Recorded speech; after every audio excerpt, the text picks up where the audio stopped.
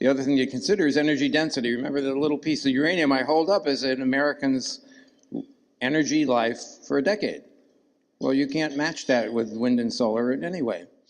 And you can't match that with fuels. Taking a cubic mile of oil, portion it out to individual people, because nuclear power is 1,000,000 times more energy dense on a pound for pound basis than any fuel, more than 1,000,000 times more energy dense than anything like solar or wind.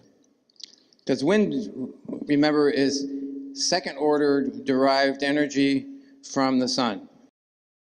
It's the effect of the sun heating up the atmosphere and creating wind currents and so forth, and currents in the ocean and interacting with the wind, and wind interacting with the ocean and so forth. So wind energy is a very low energy density source, and it's so low in energy density, you would say, why bother trying to use it? And as an engineer or a scientist, that's what you would say. But if you're getting a subsidy, like Warren Buffett gets a production tax credit for his investments in wind farms, and you don't care about the environment, when you're not a scientist or engineer, but you just want to make money, then okay, it's fine. In fact, in 2014, Warren Buffett gave an interview in which he said they wouldn't do wind farms without the production tax credit because, as he said, it makes no sense.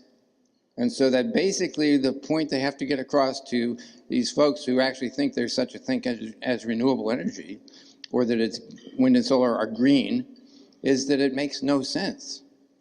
It makes no sense to pick the worst, lowest energy density sources. It requires 2,000 tons of raw material to make one windmill. And here, we don't just dream, we make history by nearly doubling our clean energy as part of our 100% renewable vision. With this, our 2,000 tons of raw material to make one windmill. One windmill that will deliver 1 megawatt of power averaged over a year. Or for iron ore, coal, because you can't make steel without coal, limestone, crushed kiln to make concrete, rock, all the stuff that goes into a single windmill is about 2,000 tons per average megawatt ever delivered. And all that 2,000 tons is processed with fossil fuel. Everything is processed with fossil fuel, transported to the site and erected with fossil fuel, right? So one of the best videos I have used with people is a promotional video from Mid-American Energy, which makes large windmills. And it's a video of them constructing one from the ground, from the nice flat prairie in North Dakota or somewhere, digging it up, putting in this huge concrete base, erecting these, buying these huge sections of the tower from China and shipping them over, and transporting them to where the base is and erecting it and going up 400 feet. And really, it's exhilarating to see the whole thing. Huge cranes, bigger than any crane you'd ever seen, putting it up.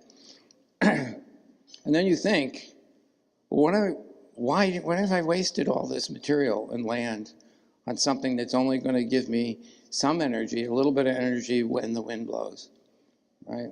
And it's always going to be there. It's going to be there for our descendants to look at and say, boy, these people were stupid. And now we got to recycle all this crap. And we're never going to be able to dig up the concrete that they put down there under our prairie soil, right? It's going to be there forever. So, you know, the whole thing is an example of how human thinking can be distracted.